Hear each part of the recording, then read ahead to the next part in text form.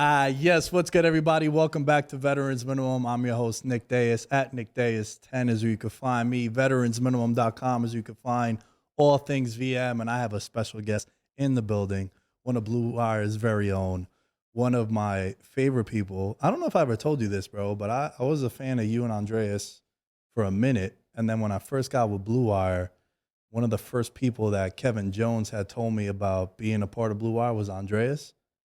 And then when I saw the content you guys were doing, I started like listening. So I've been a fan of your work too, bro. Man, I appreciate it. It's always nice to come in when we do our combat stuff and have someone, to bounce ideas off of, and just having that influence before our shows. And we have conversations on the betting tip that gets my mind moving like before our shows. And it's like, all right, like I was thinking just a couple weeks ago when it was like, you always do your subs for all this card. And I was like, yeah, this one's going to hit. So I was like, I had to mention like the whole rundown with the submissions that day.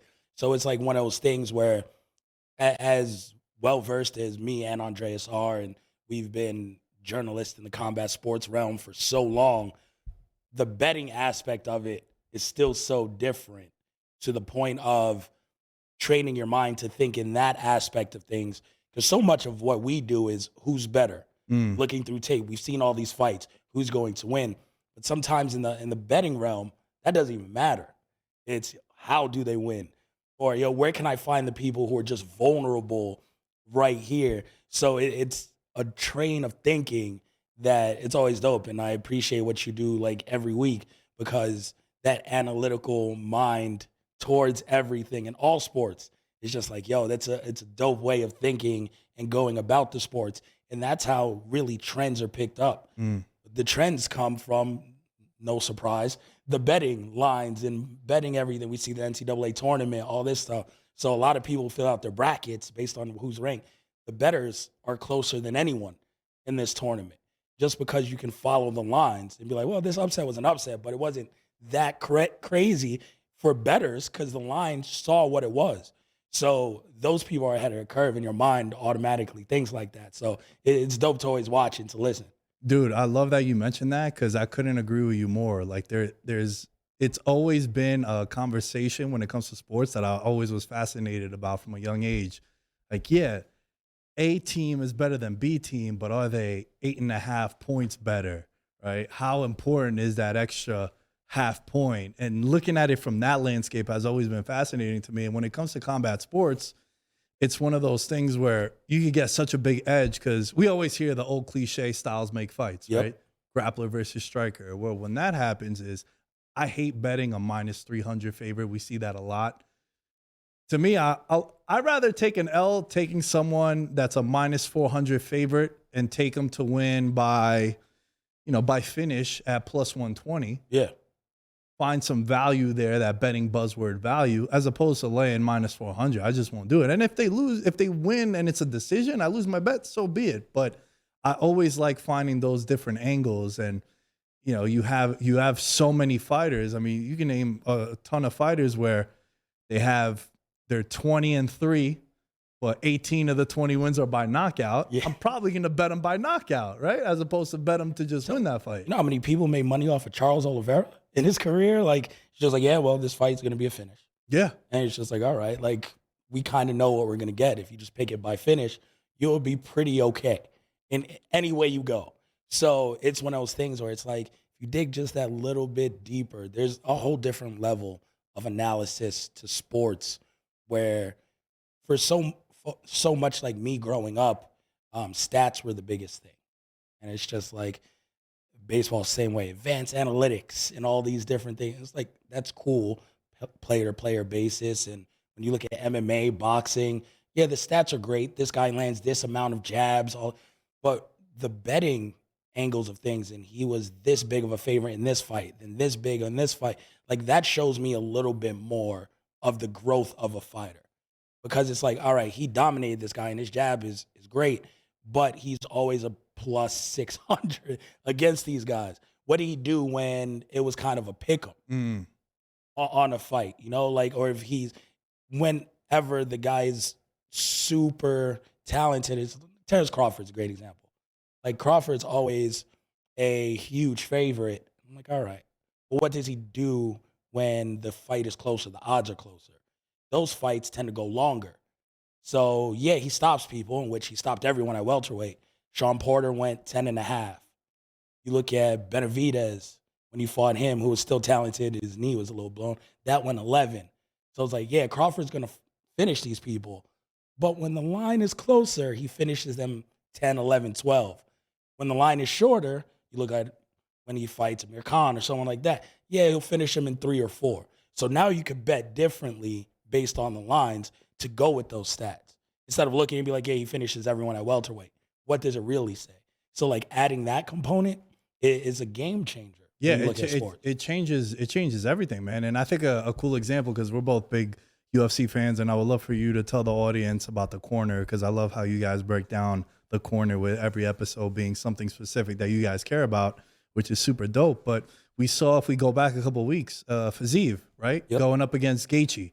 I went into that fight, truthfully, and I bet Fiziev by knockout, because I feel like Gaethje, man, when that chin goes, is going to end bad, right? Like, it's going to be one of those, like, Donald Cerrone kind of Tony Ferguson, where it's going to be shots that years ago he would just eat. But anytime a guy is built off their chin, Kel, I'm always like, man, I have a theory, dude, where if you tell me that a fighter's strongest asset is that they're tough, I'm like, He's a different beast. Yeah. Because, like, in boxing, we just had David Benavidez, but they're very similar. Benavidez is way younger, but you look at that stat, kind of like Triple G in boxing. Toughness is great, and the chin is amazing. But what sets them apart is the pressure. When the feet slow down, then it's over for Gaethje. That's true. Good comp.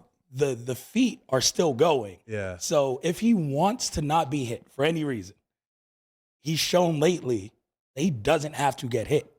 When he wants to stand in trade, he's like, my chin is still going to hold up, and sooner or later, that's not going to be the case. But the feet can get you in and out in those pockets where you're like, oh, he's dazed.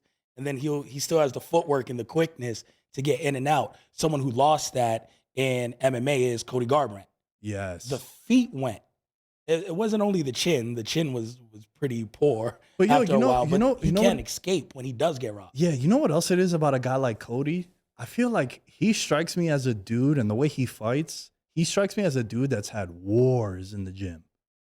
And then when it caught up to him in the cage, I feel like he's still someone that probably spars hard, like every day. My thing, an alpha male, they were known for having hard camps when Uriah was at his peak. That was when Cody was at his peak, right? I guess that does catch up to you. To me, in combat sports, and I've said this on my show, The Corner, and everything, there's a drastic difference in combat sports between taking PEDs in a combat sport and someone taking PEDs in a baseball, a basketball, something like that. Oh, without question. And I don't even know where your take is. I'm sure you're going to get to it, but I feel like if you take PEDs in a combat sport, you can physically do harm to someone. And what TJ Dillashaw did to Cody Garbrandt cannot be rewound. Yeah. It can't. As great as Manny Pacquiao was in boxing, he fought Marquez that fourth time. Marquez was a whole different animal physically. And he got knocked out. He ran into it. And then from that point on, Manny didn't have another knockout, stoppage. Like, he went distant with Brown. Like, it changes you how you fight mentally, everything. When you look at Cody Garbrandt, it changed him emotionally on how he fights. And TJ got suspended, all this stuff, whatever. But you can never take that back, what he did to Renan Barão. You can never take back what he did to Cody. There's just so many examples of when he was mollywopping these guys because of that. And that confidence of, I watched film on this guy. I've seen him before. Many people had. He wasn't this good. And look what he did to me. Yeah. I don't think I'm that good anymore.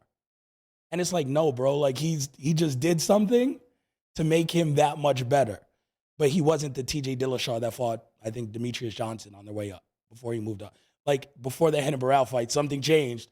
He's failed test after that. Right. Came back, tore everything in his arm. Like, that happens when you take PEDs and your body breaks down. So it's one of those things. It's like, yeah, there was a certain switch that clicked, and we can kind of guess what it is. Chael Sonnen talks about this all the time, where it's just like, yeah, I was on it. I can tell when other people were on it. I can tell when someone's just fighting out of their mind.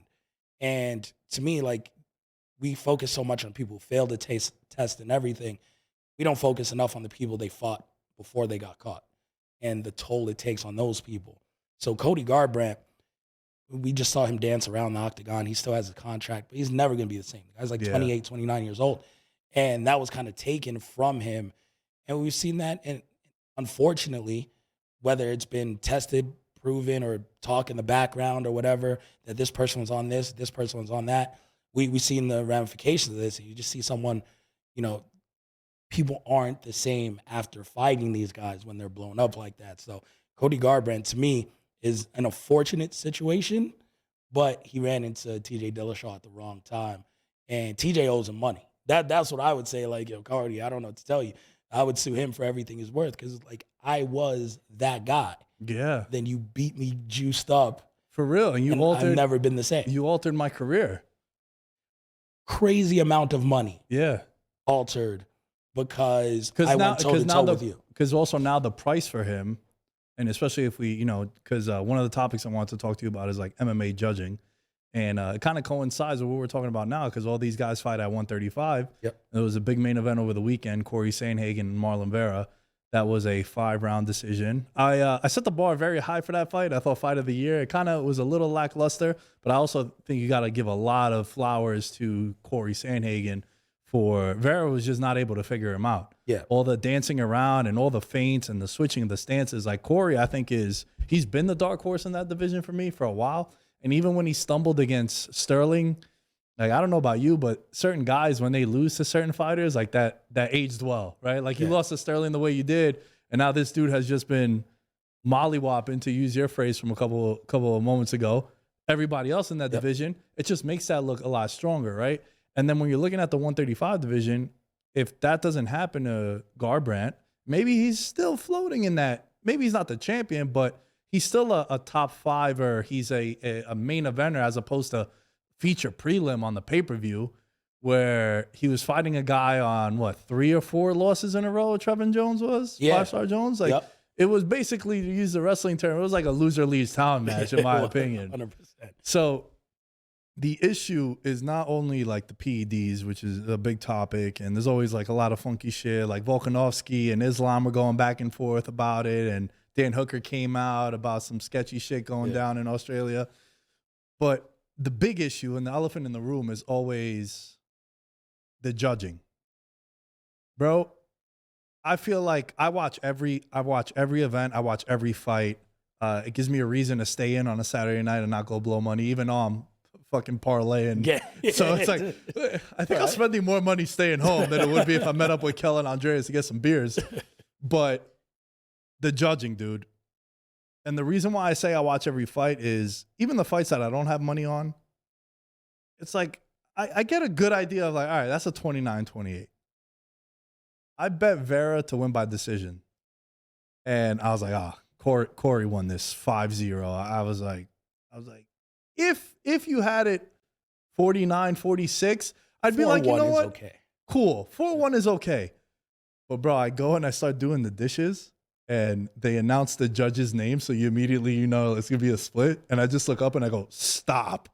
I was like, yo, are they gonna give me a gift? I was like, is this gonna be an extended birthday gift a couple weeks later? And they rule it 48-47 for Vera, and then the other judge comes 50-45 and then 49-46.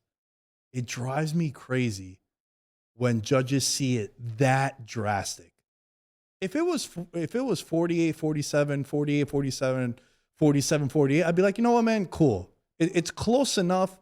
But bro, when it's 5-0 and then you have a 3-2 the other way, Kelly, it drives me crazy. So MMA is so different than even a sport like boxing.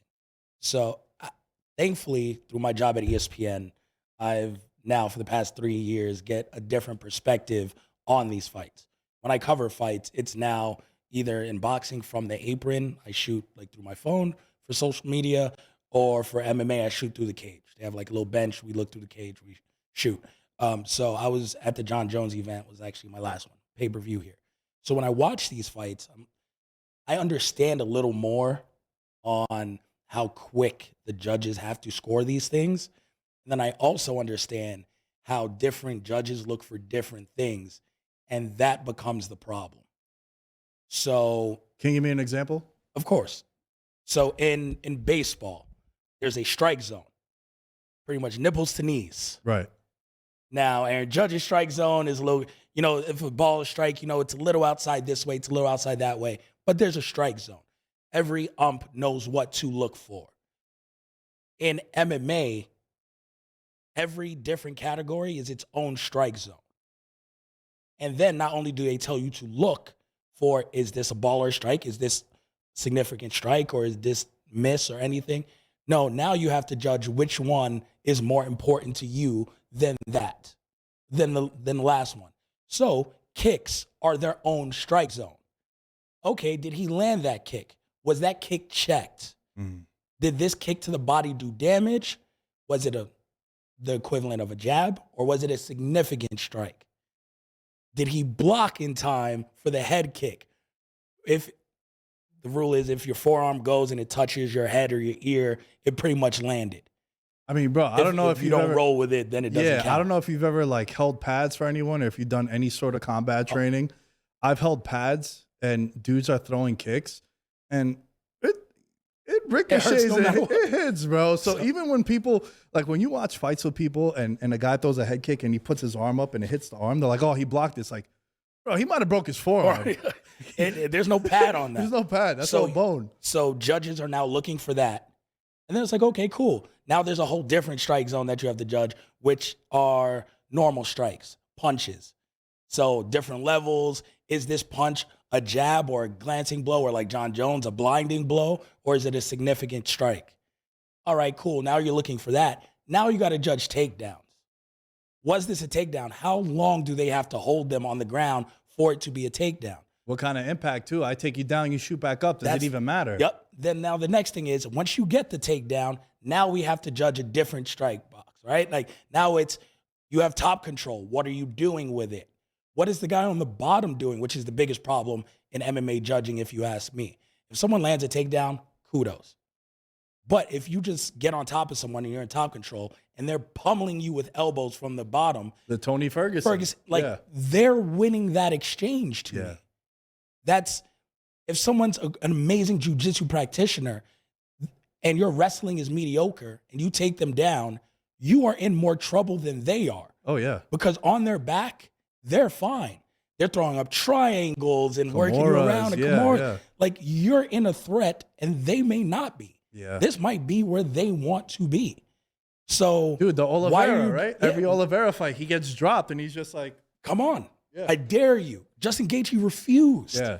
He was get your ass up. Because he knew, right? But judges don't see that sometimes. They'd be like, oh, you took him down and you laid on him. No, that guy might be in more of a threat if he's not trying to advance position. He's not trying to do this. So they're scoring things differently. And where do takedowns defended come in? Because if you defend a punch or check a kick, then that looks great on you in terms of stand-up. If you dodge a punch and you're just bobbing and weaving, that judge is like, man, this guy is winning these.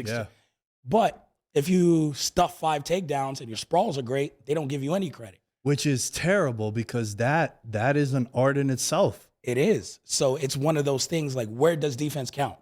Where doesn't defense count? Because defense counts on striking when you check a kick. It counts on your boxing skills and your hand striking. If you're bobbing and weaving and Anderson Silvering somebody and then you punch them, it's like, wow. Like, it all counts there. That's all style points. But why doesn't it count in grappling? Why doesn't it count in jiu-jitsu? So it's one of those things where everything is graded so differently. And then after you get all 5 of those, it's like, well, now rank them. So if this person was better on the feet for the first minute and a half and he landed a ton of kicks, but then he gets taken down at the end of the round and this guy has top control for a minute and a half, but he really doesn't do anything, now what? And it's like, well, I like the ground game more than I like the standing. So it's such a disparity in MMA, to the point of I'm honestly, I'm not sure if it could be corrected or if it can be corrected.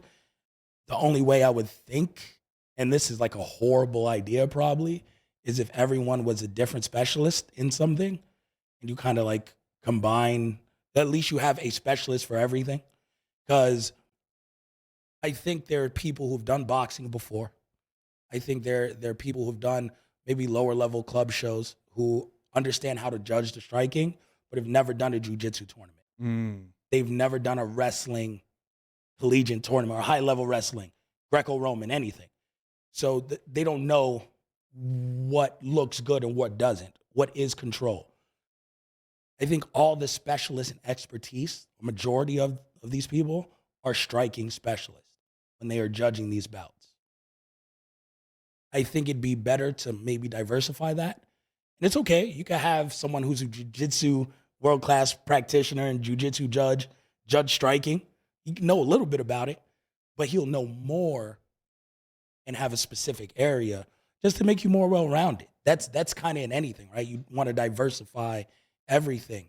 And I think that's a huge criteria. And then I mean, that's combat sports in general, depending on where you go, the judging changes. So if you have a card in Wichita, Kansas, they're not used to high-level fights. We just saw Salt Lake City not too long ago. Like the judging there is like, they don't get a lot of high-level fights. For so long, New York judging was horrible when they first started going to New York. Oh, yeah. Those first 3 events, people hated it. Weidman spoke out, all this stuff, because that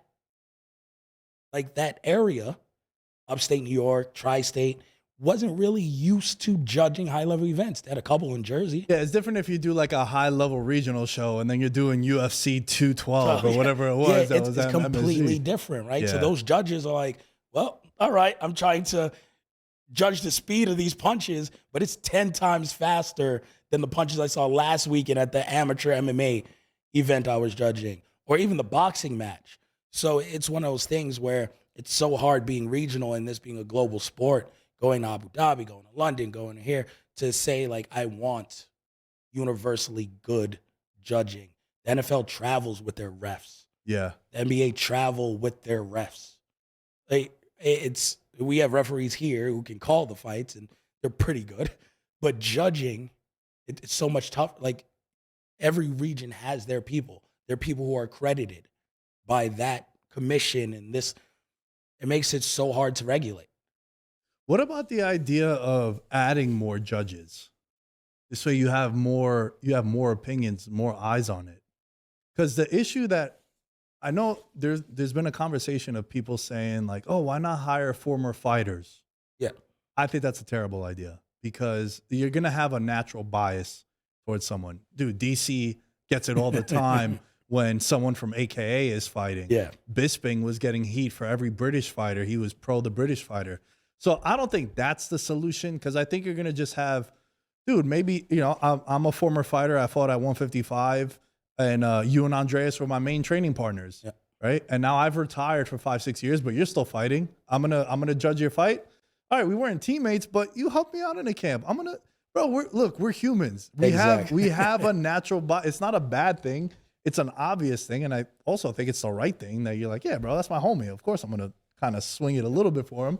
So I don't think that's the solution, but I do think there needs to be something done. I like that idea of having like a, ADCC, IBJFF champion come and be one of those main judges for like the jiu-jitsu. But the thing that drives me the craziest, bro, and I don't want to speak for you, and I would love to hear your thoughts on it. You're someone that knows the sport. You do content on the sport. Hell, you get media credentials, so obviously you know what the hell you're talking about. But when the judging is that off, that drives me crazy. Like, how can we, and I know you explained it, but like, bro, it's upsetting because also I have a dog in the fight. Jared Gordon's one of my good buddies. Mm-hmm. He got a decision against him where to this day, I'm still waiting for someone to tell me that Patty won that fight outside of Patty Pimblett. Because it's the only event that I saw the entire MMA community was like, yo, Jared won that fight. Yep. And then he ends up losing that. It was controversial, but it's wild to me when it's that off, dude. I think, again, I'll give the judges a little bit of leeway because they are human. Yeah. Like, all right, cool. And I'll you know give what that. else you left out too, which just crossed my mind out? They also have to make all these like quick decisions and like Oh, 100%. And once you turn in your paper, 90 seconds. once you turn in your paper, it's done. Yeah. So they all have like a pad and they register. It's like tally marks because I've looked over before just because I'm nosy. And they do like I would do tally the same marks. thing too. If I Yeah, was they over do tally marks for different strikes. Mm. And then like some in MMA will do like a circle when they think the takedown landed, and they'll have their finger like on the pen, and they're like going mid-circle, and then the guy gets up and they stop. So it's like if you lock the circle, it's a landed takedown. And then when it's a significant strike, you do tally marks, and they go through. And so in that 90 seconds, it's not like trying to necessarily remember everything that happened. You just they look at their pen and pad, and it's like 1, 2, 3, 4, 5, 1, 2, 3. All right, so he had 9 of these. He had 10. If something's like really good, I've seen so it's like tally marks, and then someone will put like kind of an X through one if like a strike was like, oh, like it was really hard. So he was like, all right, this guy landed 12 strikes, 3 of those were vicious. All right, this other guy just landed 4, and 1 of those was vicious. Boom, all right, this guy won the round. So it's one of those like you grade it in the moment, and you just go by what is on the sheet in those 90 seconds.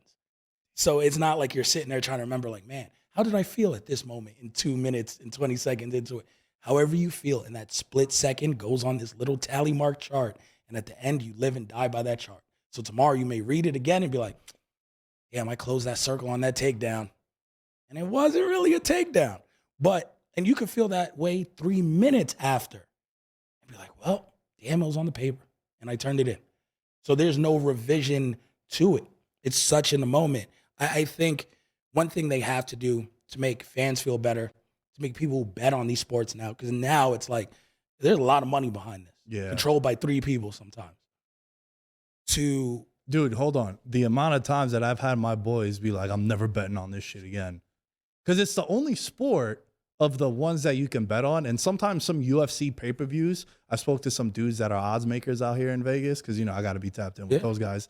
They tell me that a big UFC pay-per-view can generate like a NFL Sunday. And it's so subjective. Yeah. It's not touchdown, but it's extra also, point. Right. It's not a box score really that is like based off like numbers and stats. These are all subjective. Yep. So and you're not getting open scoring. So that was going to be how I wanted to end this conversation. If you agree with that, because I don't know how I feel. I don't need fighters to get open scoring. I don't. And I don't know if you can keep, there's so much things a corner has going on. Yeah. I'm not sure like they could relay this information necessarily or how much it'd help. But if you want open scoring, I would give it to the people at home. Because in a basketball game, you know at the end of the first quarter what your team has and what your bet has. At the end of the second quarter, halftime, you know what you have. Yeah. As a fan, to be educated, you'd be less shocked at that score and those scores the other night if you knew after round 2 what exactly the judges had. If you knew after round 4 what exactly the judges had, and you'd be like, oh shit, I got a shot. Yeah. Let me not do the dishes right now because I know this is really close. So the counter that I think some people would make is they flash the live odds, but those are so misleading. It's Roman Dolidze at the last pay-per-view during the 3rd round was like minus 600, and then he loses the decision. It's like, dude, those are a lot. When it comes to live odds that you see flashed at the bottom of a UFC fight, a lot of that is Kell is clearly fatigued 2 minutes into round 2. Yeah, he 10-8'd Nick, but you know, Nick looks as fresh as a daisy and Kell needs a defibrillator. So that's why where Kell should be minus 900, he's minus 180. Exactly. And then when round 3 starts, Kell now, despite having the 10-8, is probably plus 400 because that is different. So if they were to flash the live odds, which they do, I don't think that is exactly what open scoring is. You're saying that the judges should be able to inform us. Like there's someone who collects the cards. Yeah. So if you have a 5-round fight, it's hard to do it like individually between each round. But if you do it after the second round of a 3-round fight, if you do it second and fourth of a 5-round fight, the people watching kind of understand more about how it is being judged. It's less surprising. And the overall thing that's best you can do is make the judges accountable. They get to pack up, go home, close their little briefcase, walk out the arena, and Dana has to answer for it. The fighters have to answer for it. Dude, and the worst part about it is a lot of times when you give a controversial decision, it's like, yo, you're also taking away someone's win bonus, bro. That's it. But why? Just at least tell me why in that moment. You go, and I don't need you to remember all 12 fights you did that night. If you want to put a cap on it, put a cap on it. But if you say, all the judges, you sit down, 3 of you together, I don't need you individually. I don't need to be in line up with a little swinging light. Yeah, you're not getting it's not an interrogation. Yeah. But the 3 of you sit at the desk, and the media can ask you questions on the final 3 fights. Or the ones that are getting the controversy. I would even leave it alone and say, if you did something earlier in the night, it is what it is. So be it. But the final 3, the big money fights, the one where you could take a title shot away immediately, where someone is, it's one of those life-altering things, stand on it. 15 minutes, all 3 of y'all. Give us, as media, 10 questions and answer why you in the middle had this 49-46 and the other 2 on the sides had it 48-47 the other way. Or they had it 50-45 and you had it 47-46. Why? What did you 2 see that you didn't? What did you see? How does it differentiate? Let us learn that then. Answer for it. And we don't have that accountability. There's no one governing that aspect of things. And understand we don't ask that in many of the other sports. We don't ask that in football. We don't ask that in basketball. But those aren't objective. Those are, you put the ball in the basket, you get a point. Maybe that foul call is horrendous, but the ball still got to go in the basket. You got to make those 2 free throws. And MMA is completely objective. Someone can land every punch in the round, and that person scoring it, be like, nope, if you feel like it. You got to answer to that. And I don't think that's in place yet. That's what has to change. If you have accountability, if you know you got to go stand on that podium, it gives just that little bit more to you. It's like being a doctor. You got malpractice insurance. You're not going to mess up. You pay a ton of malpractice insurance. Like, yo, you're not going to cash it. Like, I got to be a little extra careful. You understand that responsibility. That's what we need from the judges. Just need that little more that like, okay, no, I'm really set on this score. Because if not, they're going to ask me about it. And I got to explain it. All right, before we get into some NBA stuff, Kel, that I definitely want to talk to you about, and some NFL. Patreon roll call. Shout out to Nick Chavez, Ben, Christopher, Derek, Devin Rendon, Jordan, Mike Wozniak, Thomas Robinson, Abel, and Nick Crummage. Thank you all for your support. Alan, my co-host, is going to be in town this weekend. We are doing a VM People's podcast, so send us your questions. We'll be in studio. We'll answer them for a future episode. Use the hashtag VM People's Pod. Alan is going to be in the studio. With that said, Kel, Kyrie Irving, Dallas Mavericks. There are 4-8 since they got him. Your favorite guy?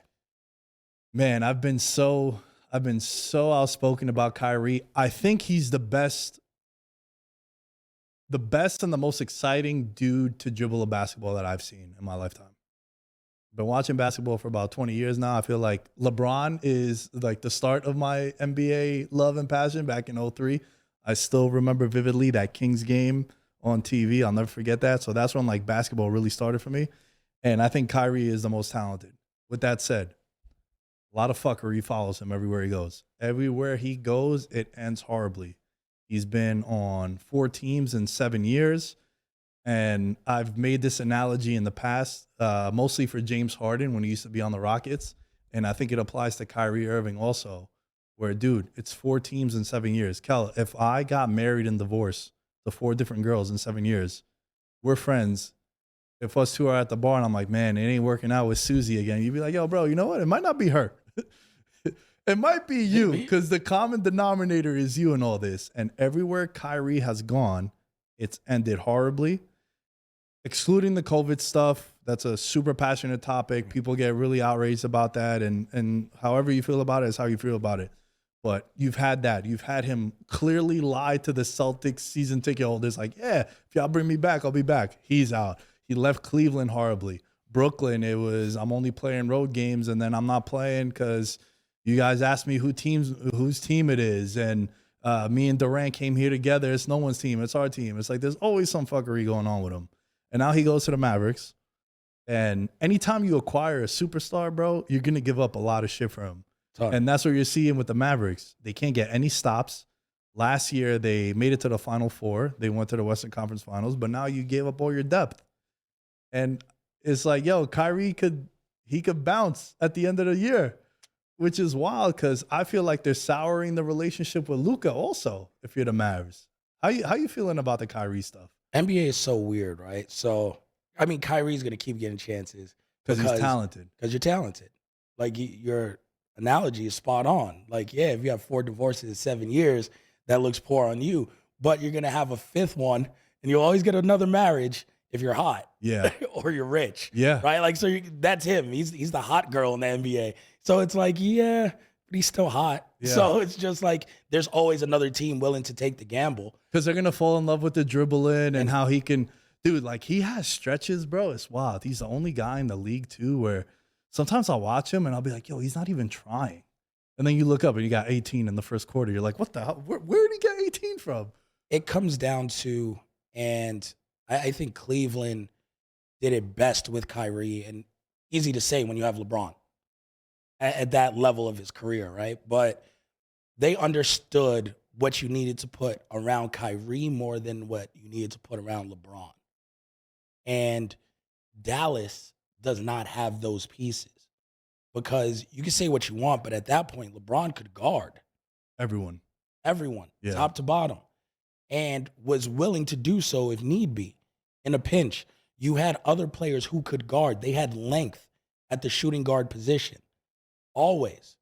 So it's one of those things where it's like Kyrie never had to defend someone of equal talent when it mattered. Because even in these games with Dallas, they'll keep it close throughout. Yeah. The game, they're not getting blown out much. Like, you know, when those two play, like, okay, we're getting down to the nitty gritty. They've lost some close games. It's just you can't stop the positions now in the NBA that you have to stop. That's the 1 and the 2. And what are you doing there? Because Luka's not the type to just be a shutdown defender in the last 2 minutes. Neither is Kyrie. Yeah. So now you got to go a little smaller, which pushes Luka to the 3, maybe the 4. And any defense you had, you gave up to get Kyrie. So at this point, you have to be very equipped and understand what it takes to have a player like Kyrie Irving. Much like Philly with James Harden. Yeah.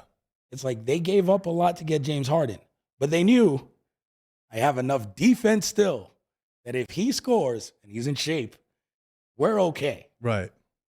And it took a long time so far for him to get there, but I feel like finally, like now, they are there. But they still had those defensive pieces. They had some of the young pieces still there, where it's like if we got enough dogs here for him to just do him and just score and shoot and don't worry about the other end. Dallas didn't keep those. And Dallas was like, oh, we're just going to outscore everyone. Yeah, that's cool. Keep you close. But in the last 2 minutes, that's not going to do what you need to do.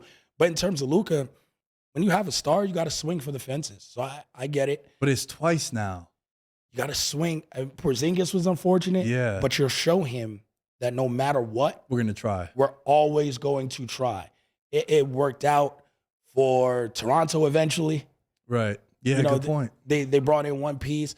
Giannis, the year he won, they went out and got a piece. I think they got pieces like 3 straight years. Yeah. But Drew was the big one, but where people were like, yo, you're giving up 3 first-round picks for Drew. It's like, yo, it worked out. It worked out. Yeah. And it's like they'll always try. And then now it's like, yeah, could you have wanted those first-round picks?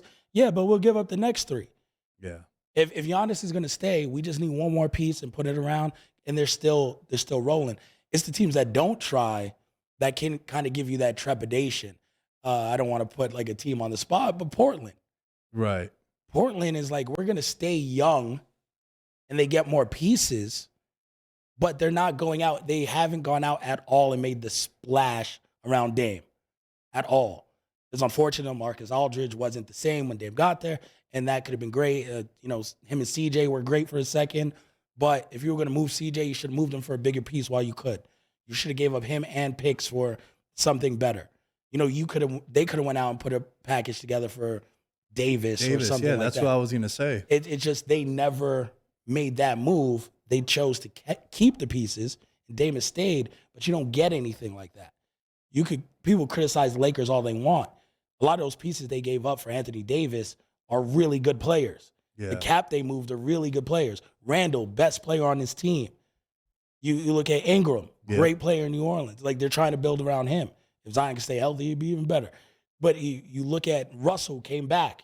He went off and he was something. It was all worth it because they got the one chip with Anthony Davis. And they put whatever LeBron wanted around. And guess what? To this day, if LeBron wants more pieces, every year, they try.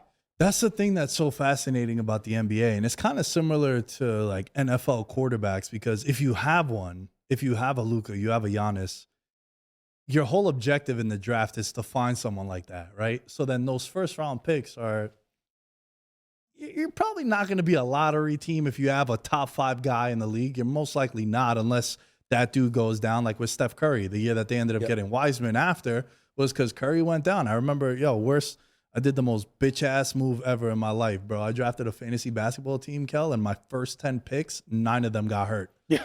Curry was my second overall. He broke his hand. He was out like 8 weeks, and then I just told my buddies, I was like, yo, man, here's the 200 for the league. Let someone else run the team. It was terrible. It was the worst experience of my life playing fantasy. But the reason why I bring up that story is because then the next year, Golden State has a top 3 pick, and that only happened because Curry got hurt. And they blew that pick. So what was it worth? Exactly. So if I get what you're saying, when you're the Mavericks and you're taking these swings and you're swinging for the fences and you bring in Porzingis because you think that's going to work, it doesn't work. You swing for the fences with Kyrie. It's not looking like it's working. They're 4-8 right now. Yeah. They just got back into the play-in, but this was a team that was 5th when they made this trade. And if you have a piece from a fan standpoint, if you're a fan of the Mavericks, they're like, well, you said, we're trying. They're trying to make an effort. But what happens if it sours the relationship with Luka? I think in the NBA's case, you're always moving money around, right? So, like, that Kyrie contract is big. Yeah. If he walks, that frees up a lot of money. Good point. So you look at Luka and be like, listen, we're going to keep paying you. But now we got 50 we could throw at. Yeah. What people don't understand is unloading the contract sometimes is even better than the rental you get back. Yeah, you see that all the time where you want to make a trade for someone. Well, you got to take this contract. Look at Russ. Yeah. Russ on the Lakers is like, okay, we traded. Russ is making a lot of money. But once he's gone, the Lakers could fit another max if they had to. Yeah. Like, if for some reason, someone's like, yeah, I want to go play there, a young point guard. They'd be like, whoop, they're right back up because that money is now cleared to do so. So Dallas now has that money. They didn't pay Brunson. They got Kyrie to make the numbers work and keep that spot a little bit. But if he walks, then it's like, okay, what if Karl Anthony Towns was available? What if, someone of that level and that caliber was like, okay, you're stuck up there, I'm stuck down here, because Luka will always be attractive. And when you have that piece, everything else doesn't matter. Like you said, the franchise quarterback. Yeah. When you had Tom Brady, figure everything else out. Yeah. Because if we need a big-time player, this is where they're going to want to be. And Luka's always going to be that guy as long as he doesn't get hurt or anything else. He has that style, even more than Giannis, even more than Jokic. It's where those guys are bigs. They kind of get their own game. And with a point guard, there's just something different. When the ball-dominant person, even if you count Luka as a small forward or whatever, when someone like that, the LeBrons, when you had D. Wade building, even with the Celtics, Paul Pierce was kind of the guy to build around. Garnett was like, I'm going to go there. Because it's attractive to be like, that guy is going to get me the ball. You look at bigs, you be like, I got to go there and give him the ball. Right. Yeah, that's a good point. Yeah. Then like, no, I'm going to go there, and Luka's going to give me the ball. So if I'm a secondary big, a 4, someone like that, if Dame wants to move, I'll lose Kyrie tomorrow if you told me Dame is going to leave and I could get Dame. and it would just run it again, and then try to get another big to come in and facilitate. So there's always that puzzle piece. We saw it with Donovan Mitchell Mm-hmm. and what he's done in Cleveland. They're like, yo, we got a point guard. We have our big in Mobley, but we're going to swing for the fences on this guy. And there's always someone like that that comes available. Always. Oh, dude, the worst thing to do now, I think, if you're a fan of an NBA team, is to buy someone's jersey. Oh, Even if they sign a 5-year contract, $250 million, it's like, bro, I guarantee you in 8 months, some story's gonna come out. He's gonna bitch and moan about something. He's gonna want to get traded. Like, you just look in recent memory. Like Kyrie was a good example. You had AD in New Orleans, like he signs and then he's like, yo, I want out. Chris Paul has done it. Durant has done it. It's like, yo, that's the worst thing you could do as a sports fan in the NBA is buy someone's jersey. Because even if you get a megastar to come in, it doesn't take much. It takes the Nets, they, prior to trading Durant and Kyrie, people forgot they won like 12 games in a row. They were like 2 seed, 3 seed. They were the 2 seed. And then Durant went down. And then all of a sudden Kyrie gets hurt. And then the report comes out that, yo, I want to get traded. And in 10 days, they lose the 2 seed and they lose their 2 best players. And you're like, holy shit, we were just talking. Yeah. Dude, I literally had my buddy Josh from American Fan 365. He lives out here in Vegas. He came on the show and I was like, yo, you know what's crazy? Right before Durant went down, I was looking at his MVP odds and it was like 50-1. I was like, bro, I feel like he's like the 3rd best guy in the league. Like they're a 2 seed. Like it's kind of crazy. Those odds are nuts. And I was like, yeah, he's hurt now, so I'm not going to make that bet. But look out for the Nets. 2 days later, traded both of them. I'm like, yeah, I just put the magic spell on the Nets. Yeah, no, it's one of those things in the NBA where they talk about in Philly for so long was trust the process. They abandon the process. Yeah. I'm not sure in this current construct of the NBA, you could win by quote unquote doing it the right way. Golden State was probably the last.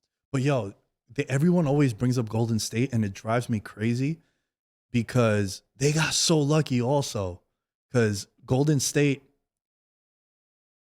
as a Knicks fan, I don't know what team you root for in the NBA. I'm devoid of allegiances. Yeah, but I'm from New York. All my other teams are New York teams, but growing up watching Jordan smack the Knicks, I couldn't do it. I feel you, bro. But like, yo, so the age-old thing that everyone points to and NBA redrafts and stuff is like, damn, Curry went right before the Knicks would have got him. And I always try to say, yeah, I'm defending the Knicks a little bit, but it's like, bro, we know how New York is. Even if you're not a Knicks fan, you're from New York. You know how New York media is. 100%. You think people were going to let Curry sit on the sidelines with his ankle history and all his issues and ease his way back? They'd be like, nah, this guy sucks. He's a bust. He's not out there. And then what was going to happen? The organization would be like, yo, we need you out there, bro. We're getting a lot of heat from the New York Post and the Daily News. And then who knows how those injuries are going to start nagging and it's going to get worse and he's never going to get healthy. So he goes to Golden State.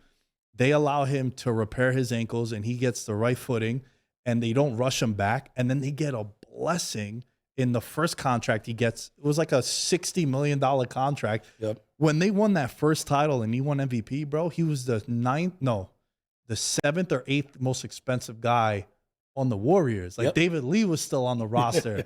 Shout out David Lee, former Nick Goat. But they got so lucky, and then they get Klay Thompson when they got him. No one wanted Klay, and then Draymond becomes like the greatest 2nd-round pick of all time.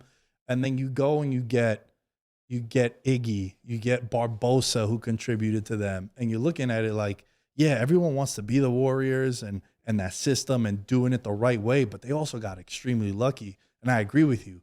You got to be able to like mortgage your future and try to acquire the star on the team that don't want to be there anymore. You got to take the risk. You have to. And it's one of those things where now the only team I can truly see, because I don't think Memphis is that team. I think the Nuggets are capped out. If they don't hold win, on. You'll love this. Has any team had a bigger heel turn than the Memphis Grizzlies? Dude, this time last year, this time I am too. But this time last year, everyone was like, that's the next squad. Yep. Everyone's under 25. Darling. Yeah, they got Ja as the megastar. He's the most popular dude on like TikTok and Instagram. Like all the NBA Twitter goes crazy. Like every time I would see Ja Morant trending, I'm like, yo, who do you put on a poster? Yep.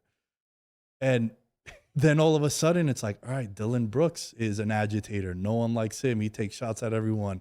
Ja Morant has his off the field issues. And then you have some of these other young guys are like very brash and outspoken. It's like, damn, y'all went from the darling to NWO heel turn right here. Yeah, they're the bad boy Pistons of the league right now. No, but you look at that and it's just like maybe New Orleans can do it because you need a star that's been injured enough to kind of let you manipulate and maneuver around him. So if Zion gets healthy out of the blue, because it did take Steph 3 to 4 years to actually get healthy. Yeah. Then he signed that deal, which was a little lower because he was injured. And then, boom, you took off because you had all those picks. Everyone matured at the same time, and you're rolling. Or Oklahoma City, because Oklahoma City now finding Shy's great. And your pick from last year is injured the whole year. He was playing summer league ball or whatever, Drew League with LeBron and breaks his foot.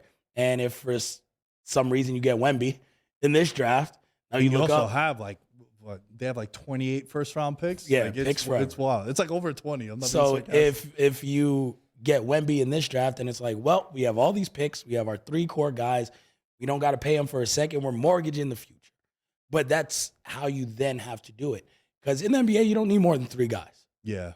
You get more than like 3 guys who are like star potential, then your team is just out of whack. So you get your 3 guys. If they stay healthy, you mortgage your future. You get good picks around them, and you let them roll. Celtics did that. Celtics got their 2 guys. I was like, all right, we could bring in a veteran here, a veteran there. We could swing for Kyrie. Guess what? We bricked on Kyrie. Didn't even matter because we have our guys. And now they're in position. If someone came a free agent, they could swing again. Yeah. Because their roster is perfectly constructed that, okay, we got gel pieces here and there. We could pay our 2 guys if, Brown wants to stay. If they don't want to keep trading him. But they almost had to trade him because they were swinging for the fences. Right. So it's one of those things. They have the pieces. They have the payroll to do that. So you look at teams like this, like even then, man, you're not going to see another team that doesn't do a big-time trade or try to bring in a big-time piece to win that championship. You're not going to see that. Now it's so dependent on that in the NBA. How Golden State had to. They brought in Kevin Durant. Yeah. They lost 1 finals and was like, nope. Which, again, goes back to what I said before, how they got really lucky because they didn't have to pay. They wouldn't have been able to get Durant if they were paying Curry what he was worth in 2017, which bird rights are a crazy thing. But sure. Yeah, that's true. But still, like that, you were able to get a $40 million player and you replace Harrison Barnes bricking threes in Game 7, going 1 for 12 with the best big shooter of all time. Of course, that's what was going to happen. And you're right, man. You need a lot of things to go your way. And I want to end the conversation because we're talking about like franchise pieces and the most lusted out position, I think, in professional sports is the quarterback. And we're talking about teams being ready to win. The Lamar Jackson stuff, bro, I've been harping on this since July and August of last year. When Kyler Murray got paid, when Deshaun Watson got paid, when all his peers were getting the bag, Josh Allen got paid a little bit before them too. Everybody got paid. And then the Ravens were like, we'll figure it out with Lamar. And they're like, all right, yeah, look, I trust the Ravens are, it's like Ravens, Steelers, Patriots, class organizations. Yeah. I'm like, you know what? They take care of their own. They'll figure it out. I trust them. If this was the Raiders saying it, I'd be, that's not going to end well, right? But then you go into the season, no contract extension for Lamar. You go into October, nothing for Lamar. Then Lamar gets hurt, and it's like, this is why we don't want. It's like, bro, that's all BS to me. This dude has literally delivered in every aspect, in my opinion. All the guys that he's peered with, Justin Herbert, who I stand for Justin Herbert. Joe Burrow probably might have surpassed him a little bit. But Josh Allen, he's more accomplished than Josh Allen. He's played less games. He has a higher winning percentage than everyone in the NFL since he came into the NFL, with the exception of Brady and Mahomes. Sorry, the 2 GOATs, right? The number 1 guy right now in the league. He's not better than him, and then he's not better than the greatest of all time. So spare me with that BS. But you look at he's better than Kyler Murray. He's won an MVP. He makes the playoffs every year that he doesn't get hurt. Does he get hurt? Yeah, but like, bro, that's a part of his greatness too. Like, I'm not going to suppress you being great and telling you, like, yo, you can't run. This is why you're the elite quarterback you are, because we want you to run. you're the most difficult dude in the NFL to prepare for. Because when he's on, he's on. And the organization has failed him too. Because like, who's been his best wide receiver? Hollywood Brown that they traded for a 3rd-round pick. That's the key. And you're not doing right by him, not just because of the contract, but the weapons that you're surrounding him with. Like, yeah, Mark Andrews is a great tight end. It's also a tight end, bro. Like, you have to be able to have pieces around him to open it up for him. And to me, it's so wild. I've been saying this whole year, I'm like, yo, if I was Lamar, and I know it's easier said than done, I'd spite the Ravens. Be like, yo, I ain't playing for y'all no more. Go in there with Huntley. I think the Ravens say we've changed our offense, and that was their biggest mistake. The perception that Lamar can't run an NFL offense is false. Bobby Petrino at Louisville was an incredible coach. That's a pro-style offense. Yeah. His entire time, everywhere he's been, pro-style offense. And Lamar won a Heisman, not just running, but passing. They recruited great receivers around him that year. They all hit. I believe half of them came from like his high school in Florida. Like, they recruit the area heavy. All those receivers are really good. He threw the rock as well, if not better than he ran it the year he won the Heisman. Mm. So people are like, well, he can't throw, or they got to put this running system. No. They chose the running system for him. The injuries are kind of a result of that, because he can throw if you gave him weapons. You decided to put investments on the O-line, investments in the backfield, in running backs, and you told him to run. They went double tight ends because Mark Andrews drafted the second.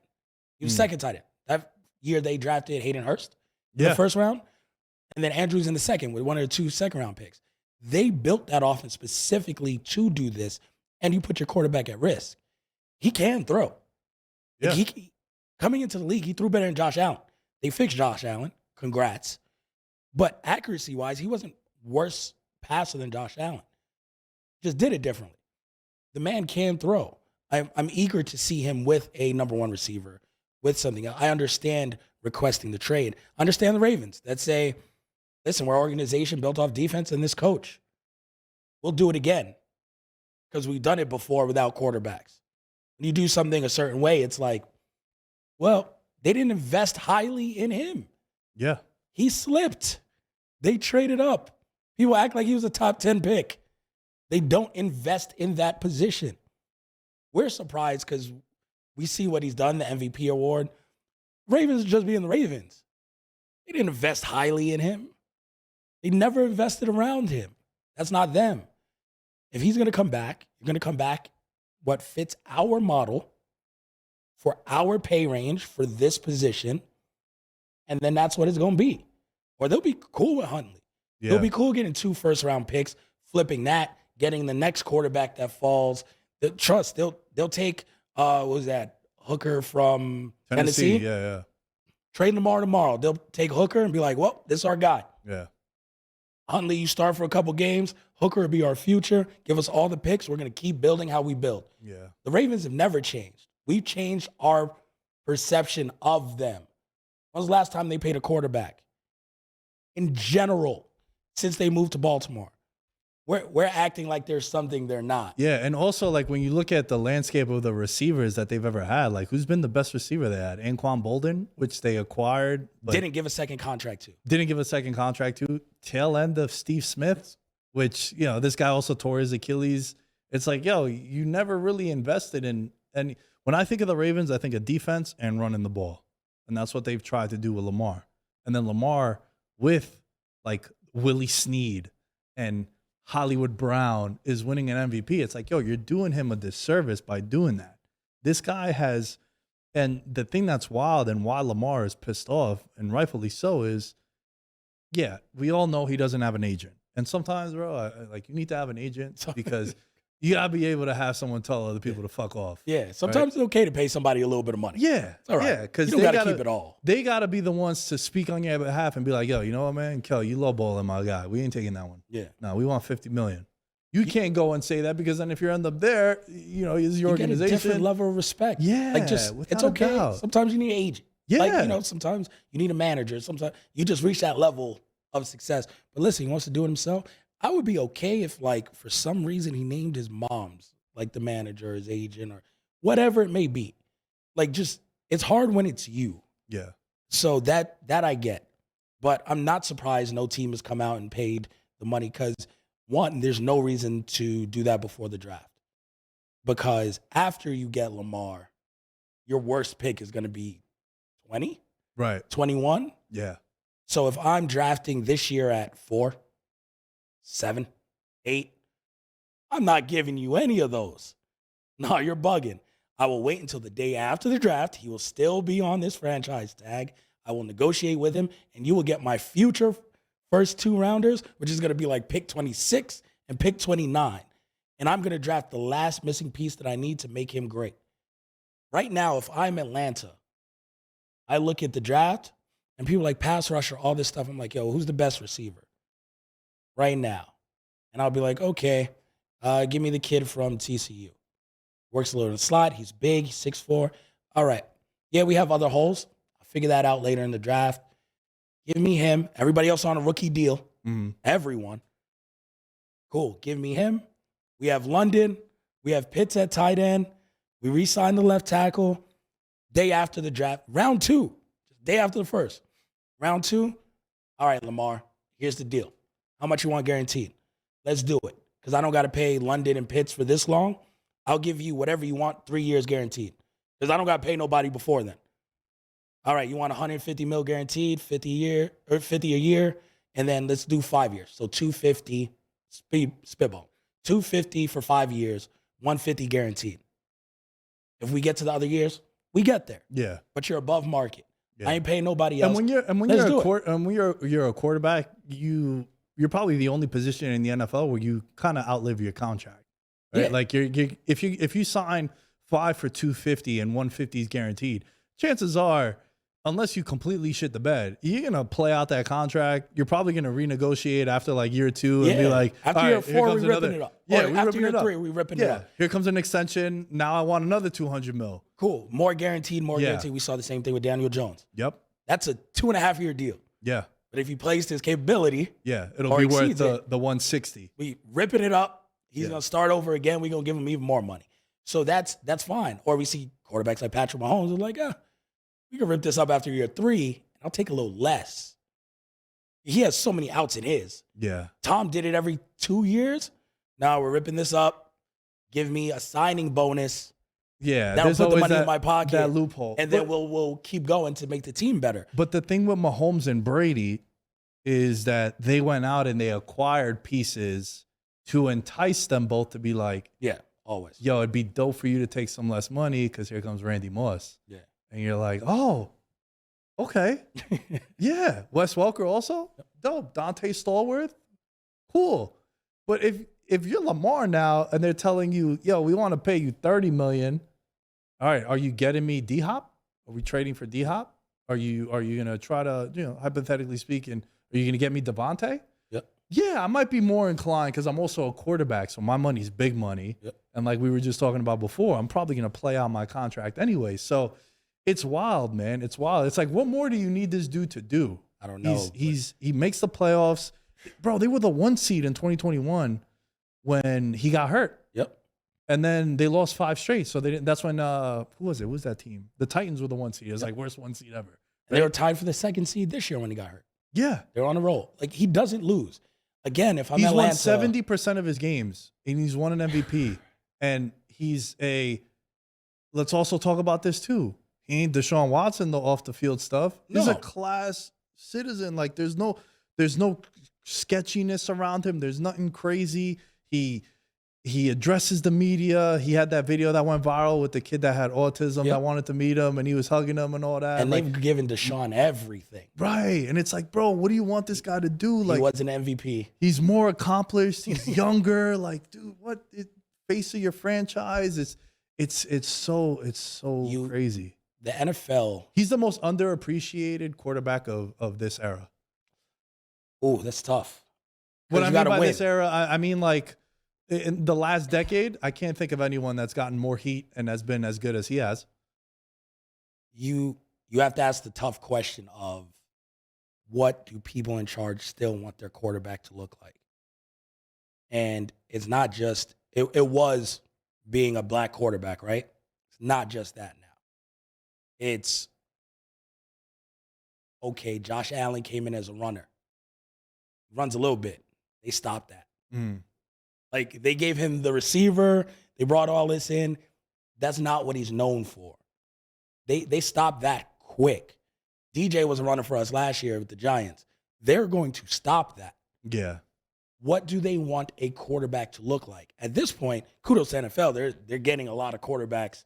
Like, the quarterback diversity is great for the first time in like NFL history. The style of play has not really changed. They want you to still fit a mold. The mold is just, we want you to have the cannon arm, to do all this stuff, and have just enough mobility. Just enough. Herbert's great.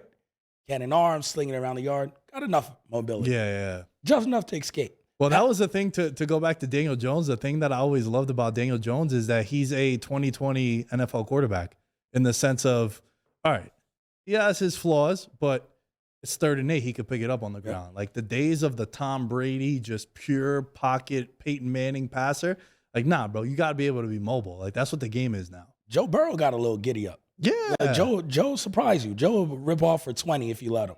Like, everyone, but if that is your game, you look at Chicago. People are like, hey, trade for a different quarterback. Trade Fields. Why? Because he's just running. Like, there's no weapons. Right. If he had weapons, they're going to transform him. You can't hit the QB anymore like you used to. Yeah, and also now Everyone can throw. Now he got DJ Moore. Yeah, so it's one of those things where, do you fit what they want in a quarterback?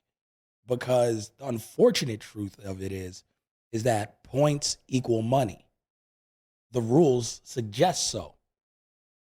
The Chiefs are great. I've lived in Kansas City. I've done sports radio there. That is not an incredible market. Trust. Like, if there was some type of conspiracy theory in the NFL, they would not have put Patrick Mahomes there. But since he is there, now it becomes, it's huge, and there's a lot of money there. You know why? Because they score a lot of points. Yeah. A lot. And you don't, and it's just the nature of it, you do not score that many points running the football. You don't. Lamar is amazing. How much financially has he made to offset that contract with the Ravens? What are they still known for? Because when you score that many points, is he selling as many jerseys as Mahomes? As Burrow? You mentioned these guys who might have surpassed him, but numerically they haven't. In terms of perception, maybe. Josh Allen, perception. Yeah. The more you throw, the more yards, the more points, the bigger the perception. High-powered the more offense. money. Yeah. The more fun. The more people want to come pay to see you. When you run, it ain't that. So, not only do people want their quarterbacks to be good, you have to be good in a certain way. If you're not throwing the ball around the yard a million times, you're not it. Like, and you're replaceable. But you don't think Lamar, though, is a big attraction at the quarterback position? Because I feel like he's the most unique player to play that position right now in the league. Because of the running, I think that's what also makes him exciting. And he could throw. No, he could. Because again, it's like, bro, it's like and I harp on this all the time. It's the strongest take I have. I'm like, yo, if there's anything you take away from me when it comes to football, it's this. If you're a young quarterback, I can't have you throwing to jobbers. Yeah. I need you to, dude, you mentioned Josh Allen, right? What did Buffalo go and do? They got him a real top 5 wide receiver. Immediately. And it changed the entire perception and reputation of Josh Allen. What did Arizona do with Kyler Murray? Yeah. They tried. Well, yeah, but they tried, and it was working with D-Hop. It's like, yo, every team. You think Justin Herbert would be as good as he is now if he didn't have Keenan and Mike Williams, and if Burrow didn't come in to Jamar Chase and T. Higgins? It's like, yo, you have a young quarterback. I loved what Miami did. They signed Tyreek Hill. They spent the first-round pick on Jalen Waddle. It's like, bro, this is what you got to do. You got to give this guy a chance. I also love what Chicago did. And look, Justin Fields might be off the team next year. Yeah. But now you could properly evaluate, and I don't feel like they've done that with Lamar. I will go through 2021. So week 1, 27-33 lost to the Raiders, high scoring. This is his fully healthy year. Chiefs, 36-35 win. 2 high scoring games. That's great. Next week, 19-17 Lions, 23-7 Broncos. These are all wins, by the way. 31-25 Colts, 34-6, 17-41, 10-22, 16-13, 16-10, 19-20, 22-24. The games they win, they score big, they win by 3. The games where they score small, they win by 3. Like, it's one of those things where it's like, Lamar's great, but the perception of the team isn't as great as he is as a quarterback. But I also think us as fans, like I said before, when I think there's certain organizations that when I think of them, I think of a certain style of football. Baltimore, great defenses, running game. Steelers, great defenses, running game. And yeah, you have those exceptions where like, yo, they had Juju and AB and Big Ben was slinging that shit all over the place and Le'Veon out the backfield. Yeah, those are exceptions. Miami, when I think of Miami, I think of soft and finesse. Yep.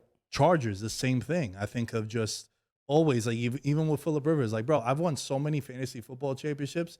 I take Phillip Rivers in like the 14th round. It's like, bro, 25 touchdowns, 4,000 yards. Easy. You guys are taking quarterbacks in like the 3rd or 4th round. It's like he's putting up, but they were a finesse.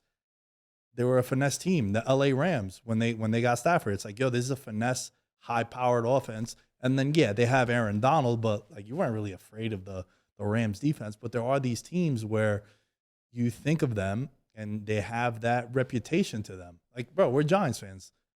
In our minds, when we think of the New York Giants, we think elite defensive linemen and ground and pound. Like, that's what the nature of those teams are. And are you happy with the contract DJ just got? I would have preferred a franchise tag. All right, which is more upfront. More upfront, because I think Brian Dable is everything we make him out to be. Sure. And if you franchise him and he has another good year, you're like, all right, you know what? Let's eliminate those first couple of years without Dable. Dable's going to be here now.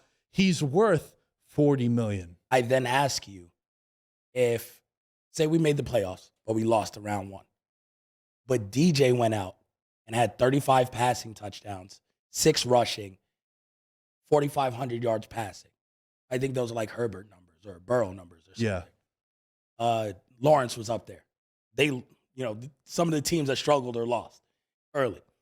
So when you look at that, he puts up that stat line. Are you okay with giving him 40 in the extension? And they lost the playoff game, you're saying? We lost the playoff game to the Vikings, but his numbers were 35 passing, 6 rushing, 4,500 yards. Yeah. That is my point with Lamar. The way you do it justifies the money. The more passing stats, the more points, the more touchdowns justifies a $40 million long-term contract. DJ won. He ran the ball, stayed healthy, went a round deeper in the playoff than I just gave you. And I say, can we still give him 40? You said, no, give him another prove-it year. That's what they're telling Lamar. The way you do it and running is harder to sell. Yeah. And the Giants didn't sell you on it. Yeah, I like what you did there. I really do. However, I don't think it's as fair for Lamar, and I feel like you would agree with it. 100%. Because we've seen him do it longer, where the Dable thing was a real thing. Like, I felt like Dable was going to come in, and I've made the case with a lot of people because I went to school in Buffalo. I went to Buffalo for a couple of years, and I got a lot of friends that are Bills fans. And I'm like, yo, your boy didn't play as well as the last couple of years, right? He still was. I think he finished like 6th in the MVP vote. But he wasn't. He wasn't the same. I'm like, yo, we got that guy now, right? Especially late. Late on. Late is where, like, later in games, the decision making got a little funny. Oh, dude, he hit like a 6-week stretch where he had a turnover in the red zone every week. That's Dable. Dable is that guy. So that's the thing where now with Dable, he was able to change Daniel Jones in just 1 year. So I would have preferred the franchise tag. But then, the quarterback market every year goes up. Yeah. So maybe if we would have franchised them, the next year maybe it's 50 a year. Yeah. And you're saying, yo, bro, we should have gave him 40. And it's that same thing though. The scenario I gave you was off of 1 year. 1 year. Yeah. Nothing changed but the stats. And that's to everyone. That's to the casual fan. How do you do it? Putting up passing yards, putting up big numbers and numbers through the air justifies the money because you're going to get that buy-in from the fan base. You're going to get the return on your investment. The question isn't, can Lamar play? Because only one quarterback can win the Super Bowl every year. Can he win you that? Sure. The years that he doesn't, can you get the return on investment? Is he excited enough to say, yo, people are coming out to spend money on you? And that style of play right now does not get paid like that because running the ball, you score less, time goes off faster, and it's not as sexy. It's not. Even if it's MVP year, people like they called him running quarterback up until like week 6 of that MVP year. And then he's been hurt twice. So it's like one of those things where it's like, yeah, the perception of it, of people spending money, they rather spend money on Mahomes, on Burrow, on people throwing it around the yard, regardless of how it turns out, win or loss, than a guy who runs the ball, you play defense, you get anyone to do that. So they need to see the return on investment. Now, they didn't help by giving him no receivers to get that return on investment, just like Daniel Jones. But that's the key. The comfort level of giving out that money now in the NFL depends on the style your quarterback plays. And that's where people get drafted to when people slip. And Josh slipped. Yeah. He's better than everyone ahead of him. He was a runner. Now he's great because they made him a passer. Lamar slipped. He had a Heisman. He proved more than everyone in that draft. He slipped because he was a runner. Richardson's not going top this year. I don't know what he's going to be, but he'll slip because you're a runner. If you can be made into a passer, they'll champion you later. Yeah. But not until then. Fields slipped. Giants traded out Chicago. They have a perception of how they want the quarterback to play to justify the value, whether it's in the draft or the contract. If you don't fit that, you're battling uphill battle. And that's what Lamar is. Until he slings the ball around more than he runs it, and they open it up and prove it. I tell you what Baltimore did do. They went out and got a different coordinator. Yeah. Because they're like, we're going to pay you all that money? You better come in here and prove we need that you 40. can sling it. We need 40 through the air. That's it. Yeah. Because they know the investment is only there for that. Yeah, I'm going to do homework on that take, man, because I like it. I never heard it broken down that way. And it's true. The more you think about it, like as you're rattling off what the team is looking for and the perception, I'm thinking about the quarterbacks that fit that. Burrow, Herbert, Allen, Mahomes. Hell, I'd even throw Dak in there. Yep. Dak does it too. Dak was in the third. He was a runner out of Texas A&M. Jalen Hurts this year. Second round. He was a runner in college. You prove you can sling it around. Hey, that was a good contract. Yep. Jalen's going to break the bank. Everyone's fine with that. Last year, they didn't know if he was going to be the quarterback. Yep. But what did they do also? Got him some receivers. Got him some threw it around the yard. That's what I'm saying. Now, give him as much money as he wants. The perception of how they want you to play matters. He couldn't have, I don't care if he got to the Super Bowl this year. If he just ran and he did everything like he did last year, he's not worth the money. You could plug anyone in. They would have wanted to move on, get one of these young kids. They have 2 draft picks. They'll be like, nope, replace him. Let's get cheaper. Let's keep going. San Fran's going to replace their guy every year. Yeah. Till they find someone who slings the ball around and gets that, and then they will pay him. That's the only way to make your money. Banger of an episode, bro. I love the topics that we covered. I love the energy. And like I said, that's a strong take. I never thought of it from that perspective. And I wonder how it's going to play out because I think he's a hell of a talent. I think he's a top 10 quarterback. I think it's a lock. Where you want to place him in the top 10, I wouldn't, be opposed to it. Everyone has their own preference. But it's going to be interesting, dude. It's going to be interesting because that's a really big storyline. Stay away from the NFC. Yeah. Because you'll automatically be the best QB in the NFC. Yeah. Stay away. Sure. Hey, Kel, as we wrap up, man, thank you for your time. Appreciate you coming on the show. Tell the people a little bit about the corner and then where they can find you on social. Of course. So every week, myself, my co-host Andreas Hale, we have the Corner Podcast, 3 different episodes, 1 boxing, 1 MMA, 1 pro wrestling. So any area of combat sports that you're interested in, every week, you come hear us talk about it. This week, actually, we're a little bit busy with WrestleMania. So it's a lot of wrestling, but every other week, tune in for your favorite combat sport. You can find us wherever you listen to podcasts under The Corner Podcast, on Twitter at @CornerPod_, on Instagram, Corner Club for Life. Man, it's amazing to be here. You can follow myself, by the way, at Kel Dansby on all platforms. Anytime you need me, you let me know. But it was great. I always love talking every sport. Yeah, man. Thanks for coming on. Like I said, guys, I'm a fan of his work. I love his content. I sit in on a lot of those conversations. And you can find me at NickDayis10 on social media and veteransminimum.com, and we'll catch you guys next time.